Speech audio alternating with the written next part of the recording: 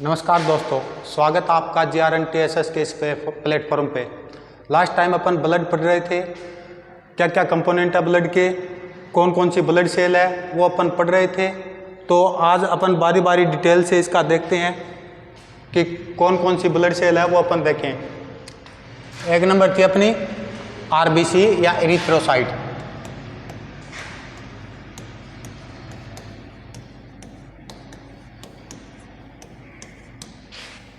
यानी अपनी blood cell तीन थी, RBC, WBC, प्लेटलेट्स। तो उसी का एक है RBC, दूसरा नाम है एरिथ्रोसाइट। एरिथ्रोसाइट का मतलब होता है, अपन दूसरा नाम देखें, अगर RBC के निर्माण की बात करें, RBC के निर्माण को क्या बोलते हैं, तो इसको बोलते हैं एरिथ्रोपोइसिस।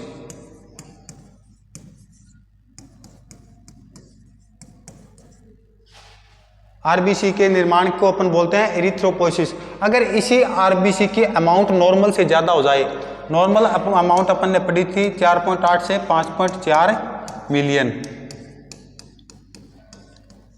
अगर इससे इसके अमाउंट नॉर्मल से ज़्यादा हो जाए तो अपन ने इसको एक दूसरा टर्म नाम देते हैं, उसको बोलते हैं एरिथ्रोसाइटोसिस।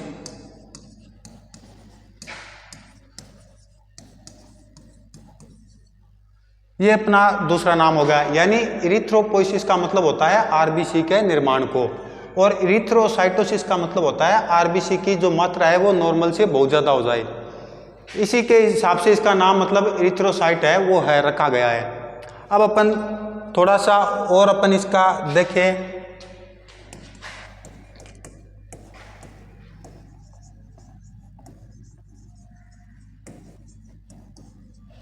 अब सबसे पहले इसके अपन शेप की बात करें कि किस शेप की RBC होती है, तो ये होती है एक डिस्क शेप की। यानी डिस्क एक ऐसी शेप होती है, उसको बोलते हैं अपन RBC, बिल्कुल ऐसी शेप, इसको अपन RBC नाम देते हैं। अब इसके डायमीटर की बात करें अपन, डायमीटर यानी व्यास, कितनी बड़ी होती है RBC, तो वो होती है लगभग 7.2 माइक्रोमीटर। यानी 7.2 माइक्रोमीटर वो होता है इसका डायमीटर। अब अपन बात करें RBC के अंदर न्यूक्लियस होता या नहीं होता है, यानी केंद्रक इसके अंदर होता या नहीं होता है, तो RBC के अंदर केंद्रक नहीं होता, यानी एब्सेंट होता है केंद्रक। केंद्रक एब्सेंट होने की वजह से RBC का जो अपन जीवन काल माने वो होता है 120 दिन। यानी 120 दिन क्यों होता है, क्योंकि इसके अंदर केंद्रक नहीं होता है, यानी न्यूक्लियस एब्सेंट होता है इसके अंदर। अगर न्यूक्लियस एब्सेंट है तो इसका मतलब जो RBC है वो आगे डिवाइड नहीं होगी, विभाजित नहीं होगी। विभाजित नहीं होने की वजह से वो वहीं की वहीं टूट जाएगी। इसी की वजह से अपन इसका जीवन काल माने वो 120 ही दिन होता है। अब अपन बात करें, ये तो होता है एक एडल्ट के अंदर,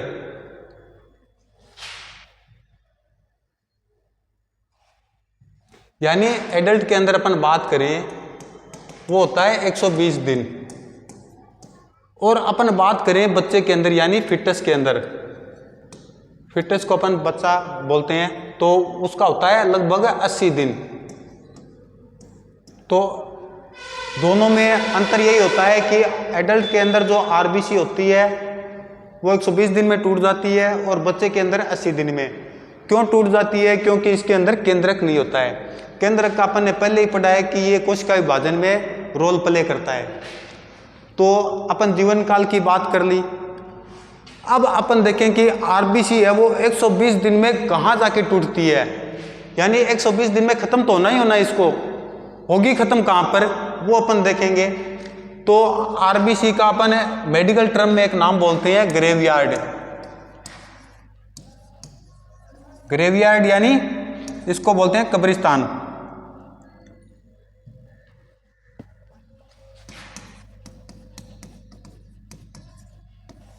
यानी RBC के अपन कब्रिस्तान की बात करें तो उसको बोलते हैं स्प्लीन। होता कैसे है अपन देखें, स्प्लीन को अपन पहले बोलते हैं प्लीहा, यानी अपनी भाषा में इसको तिल्ली भी बोलते हैं। अब अपन देखें कि आरबीसी है वो टूटती कैसे है। तो मान लो ये है अपनी स्प्लीन, और जो आरबीसी है वो आर्टरी और वेन के माध्यम से इस हिसाब से आ रही है। दूर से डायमीटर होगा ज़्यादा, धमनी और शिरा का अपन बोले आर्टरी और वेन का, पास आती आती इसका डायमीटर इतना मतलब कम हो जाएगा कि आगे है वो ट्रेवल ही नहीं कर पाएगी, आगे यात्रा ही नहीं कर पाएगी, और यहाँ पर आके फिक्स जो है वो टूटनी स्टार्ट हो जाएगी। तो इस हिसाब से जो आरबीसी है वो स्प्लीन के अंदर आके टूट जाती है। तो स्प्लीन को बोलते हैं ग्रेवयार्ड। ये हो गया अपना आरबीसी का कब्रिस्तान हो गया।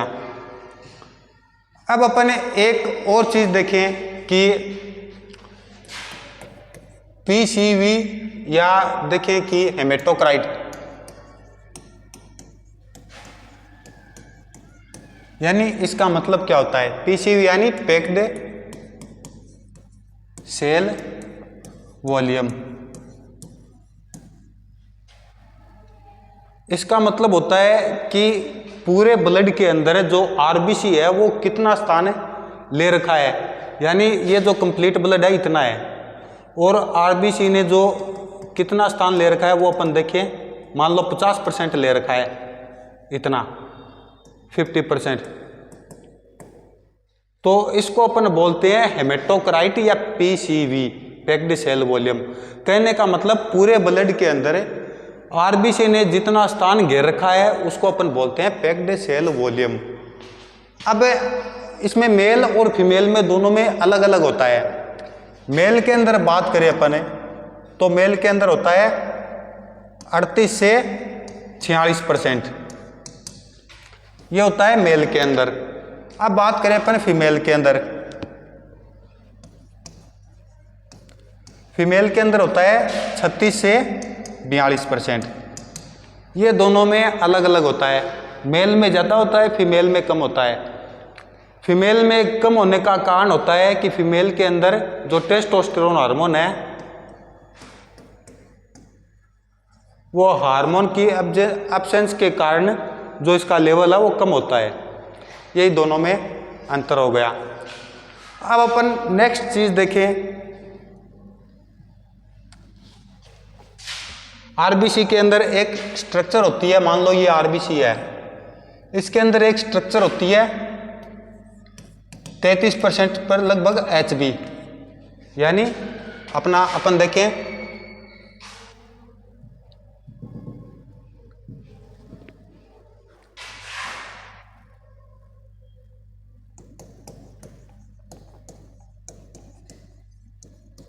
यानी एक स्ट्रक्चर होती है आरबीसी के अंदर, उसको बोलते हैं हीमोग्लोबिन या एचबी। अपन देखें कोई भी पर्सन के अंदर ब्लड देखें वो एचबी के हिसाब से देखते हैं कि इसके अंदर कितना एचबी ब्लड है या कितना एचबी, मतलब अपन देखें ब्लड रुधिर है जो भी है, मतलब वो देखते हैं एचबी के हिसाब से। तो एचबी कहाँ होती है, मान लो ये है एक आरबीसी, तो इस आरबीसी के अंदर एचबी पाया जाता है।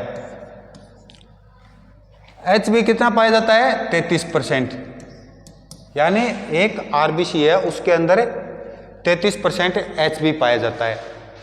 अब 33% एचबी पाया जाता है, मतलब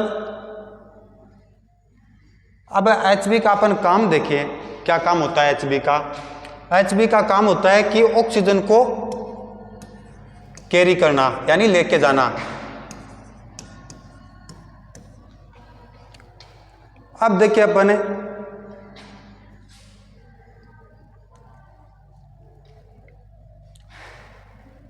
जो एक एचबी है वो 4 O2 के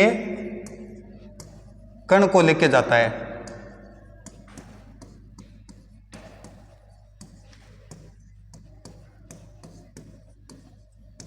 यानी एक जो एचबी का अपन माने कण है वो 4 ऑक्सीजन को लेके जाता है। अब एक आरबीसी के अंदर मतलब अपन देखें टोटल कितने एचबी के कण है, तो वो टोटल है 280 मिलियन, इतने कण होते हैं। और इतने कण, प्रत्येक कण है वो 4 O2 के कण को लेके जाता है। अब O2 का क्या काम होता है? O2 का काम होता है पूरी बॉडी को न्यूट्रिशन देना, मतलब पूरी बॉडी को खाना देना, तो वो काम करता है Hb। इस हिसाब से स्ट्रक्चर बनी हुई है कि आरबीसी के अंदर 33% Hb होता है। टोटल अपन कण की बात करें तो 280 मिलियन होते हैं। प्रत्येक कण 4 O2 के कणों को लेके जाता है जो पूरी बॉडी को अपन सप्लाई करते हैं इस हिसाब से। अब अपन देखें, मान लो ये है Hb, ये हो गया Hb, तो इसके जो साइटोप्लाज्म में यानी इसके जो जीव द्रव्य में अपन देखें तो एक पिगमेंट होता है, उसको बोलते हैं पोरफायरिन, यानी ये पिगमेंट होता है पोरफायरिन। काम क्या करता है? ये आरबीसी को रेड कलर देता है ये।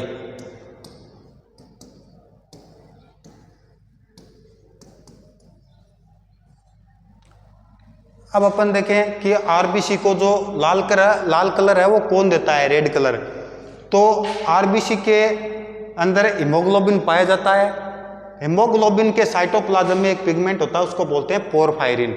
उसकी वजह से आरबीसी का जो कलर है वो रेड होता है। अगर अपन ये ऑप्शन में नहीं है पोरफायरिन तो अपन Hb भी बोल सकते हैं। Hb के कारण भी मतलब रेड कलर होता है। ये अपन ने कलर की बात कर ली। अब अपन जिक्र कर रहे थे कि जो आरबीसी है वो कहाँ जाके टूटती है, आरबीसी या Hb, ये कहाँ जाके टूटती है? तो ये टूटती है, ग्रेवयार्ड बोलते हैं इसको, ये टूटती है स्प्लीन के अंदर। स्प्लीन का अपन ने देखा था, मान लो पूरी जो ब्लड है वो घूम के स्प्लीन के पास आ रहा है। इसे स्प्लीन के पास आते आते जो ब्लड वेसल्स है वो एकदम बारीक हो जाएगी, यानी इतनी बारीक हो जाएगी, इतनी कमज़ोर पड़ जाएगी कि आगे है वो ट्रेवल ही नहीं कर पाएगी, ऐसे निकल ही नहीं पाएगी ऐसे, तो यहाँ आके ऐसे टूट जाएगी। तो उसको बोलते हैं, स्प्लीन को कब्रिस्तान बोलते हैं आरबीसी का। ठीक है, अब बात करें कि डिस्ट्रक्शन कैसे होता है आरबीसी का, तो वो अपन देखें।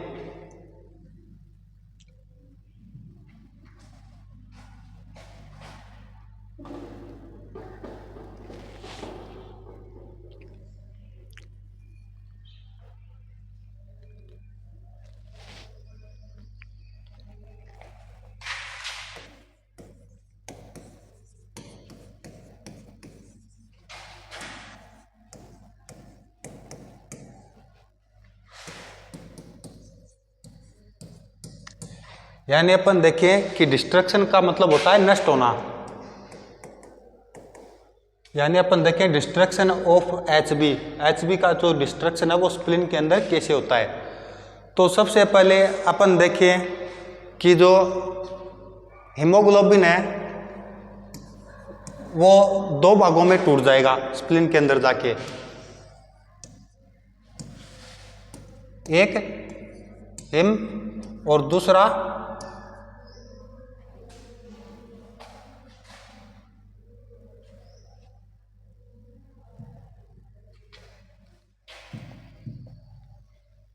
ग्लोबिन, यानी एक हिम और दूसरा ग्लोबिन।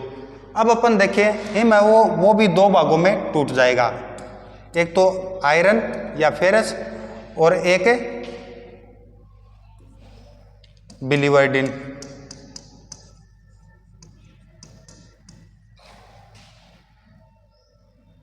और ये हो गया अपना प्रोटीन।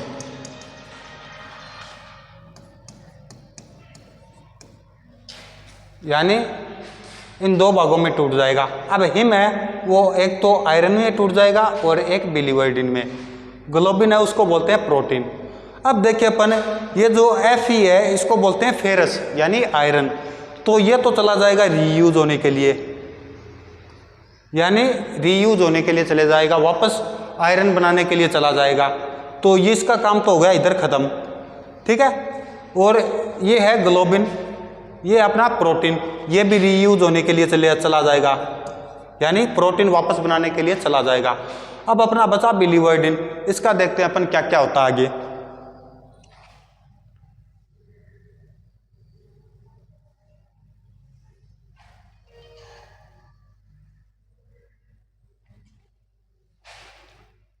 अब देखिए बिलीवर्डिन, इसका कलर होता है ग्रीन। अब ये आगे ग्रीन कलर से चेंज होगा येलो कलर में, तो उसको बोलते हैं बिलिरुबिन। ठीक है, अब बिलिरुबिन का कलर हो गया येलो। अब येलो कलर होने के बाद में इसमें और भी चीजें ऐड हो गई, उसको बोलते हैं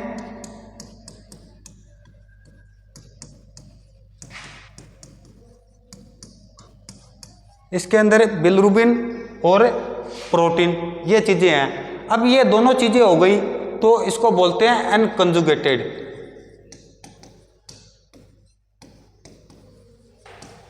यानी बिलिरुबिन है और प्रोटीन है। बिलिरुबिन था अपना येलो कलर का, अब बिलिरुबिन के साथ में प्रोटीन भी आ गया, और प्रोटीन आने के बाद इसको बोल दिया अपन अनकंजुगेटेड, यानी अघुलनशील। यानी अब जो अपने पास बिलिरुबिन है वो अघुलनशील है, उसको बोलते हैं अनकंजुगेटेड। अब अपन देखें ये घुलनशील कैसे होगा, प्रोटीन कैसे हटेगा, तो वो अपन देखते हैं आगे।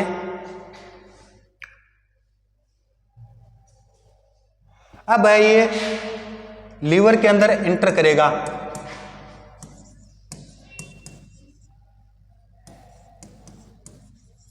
अब लीवर के अंदर एंटर करने के बाद में जो प्रोटीन है वो लीवर हटा लेगा, और जो बचा हुआ जो बिलिरुबिन है वो आगे भेज देगा कि भैया अब आगे का काम आप देखो, मैंने मेरा काम कर लिया। तो अब लीवर में एंटर करने के बाद है प्रोटीन हट गया, रिमूव प्रोटीन, यानी प्रोटीन है वो हटा दिया। अब जो बिलिरुबिन है वो अपना हो गया कंजुगेटेड, यानी घुलनशील। तो इसको बोलते हैं नाउ बिलिरुबिन इज कंजुगेटेड, यानी जो अब अपना बिलिरुबिन है वो हो गया घुलनशील। अब ये कहाँ जाएगा आगे अपन देखें, और इसका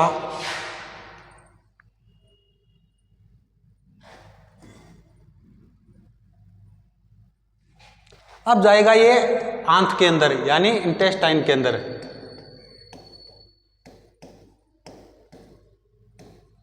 अब आंत के अंदर जाएगा, यानी जो काम में आने वाला जो कुछ पदार्थ है वो आंत है वो अब्जॉर्व कर लेगी, खींच लेगी। तो अब्जॉर्व करने के बाद में कुछ है वो तो आ जाएगा यूरिन के थ्रू बाहर, यानी रिमूव बाय यूरिन, और कुछ है वो रिमूव हो जाएगा स्टूल के द्वारा।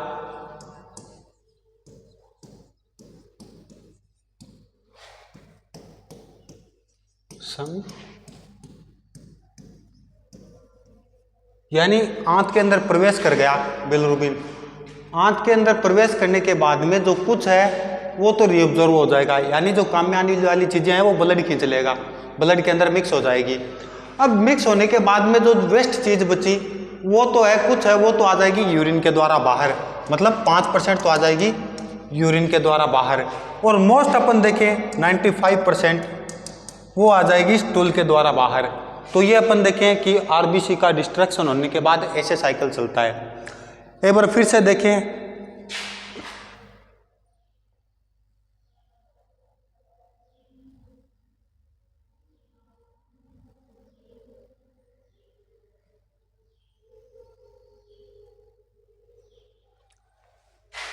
फिर से देखिए अपन जो अपन हीमोग्लोबिन है वो दो भागों में अपना टूटा था, हिम और ग्लोबिन। अब हिम है वो भी दो भागों में हो गया था, फेरस और बिलिवर्डिन। इधर ग्लोबुलिन था, ग्लोबिन था। अब फेरस है ये तो अपना आयरन के लिए वापस चला जाएगा, आयरन बनाने के लिए। ये तो आयरन बनाने के लिए वापस चला जाएगा। और जो ग्लोबिन है ये होता है प्रोटीन, ये भी प्रोटीन निर्माण के लिए आगे चला जाएगा, यानी प्रोटीन सिंथेसिस के लिए। यानी दोनों चीजें ये तो अपने काम में लग गई। अब बचा अपना बिलिवर्डिन, ये होता है ग्रीन कलर का। ग्रीन कलर से ये चेंज होगा येलो कलर में, यानी येलो कलर में चेंज होने के साथ साथ इसमें प्रोटीन भी होता है और बिलिरुबिन भी होता है, और इसको बोलते हैं अनकंजुगेटेड यानी अघुलनशील।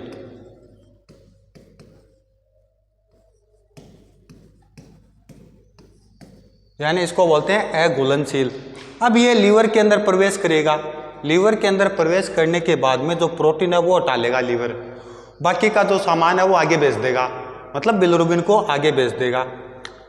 अब जो प्रोटीन हटाने के बाद इसको बोलते हैं कंजुगेटेड यानी घुलनशील। घुलनशील का मतलब अब ये पानी में आसानी से घुल सकता है, घुलनशील का मतलब पानी में आसानी से घुल नहीं सकता है। अब देखिए अपन घुलनशील हो गया, अब गया ये इंटेस्टाइन के अंदर यानी आंत के अंदर। आंत के अंदर जाने के बाद में कुछ है वो तो रिएब्जॉर्ब हो जाएगा और कुछ है वो यूरिन के थ्रू बाहर हो जाएगा, कुछ है वो स्टूल यानी मल के द्वारा बाहर हो जाएगा। तो ये जो साइकिल है इस तरीके से आरबीसी का साइकिल चलता है, यानी एचबी का साइकिल चलता है। मतलब कुछ चीज़ें रीयूज के लिए चली गई और कुछ चीज़ें हैं वो वेस्ट प्रोडक्ट के रूप में आती है, वो बाहर निकाल दी गई। इस तरीके से साइकिल चलता है।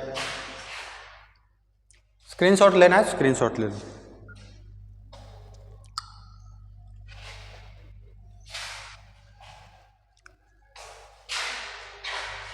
नेक्स्ट है अपना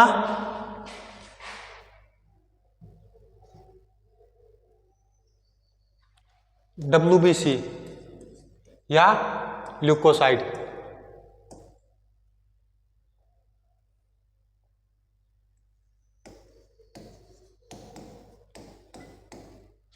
WBC करेंगे अपन नेक्स्ट सेशन में। तो आज का सेशन कैसा लगा, मिलते हैं एक नई सेशन के साथ। जय हिंद, जय भारत।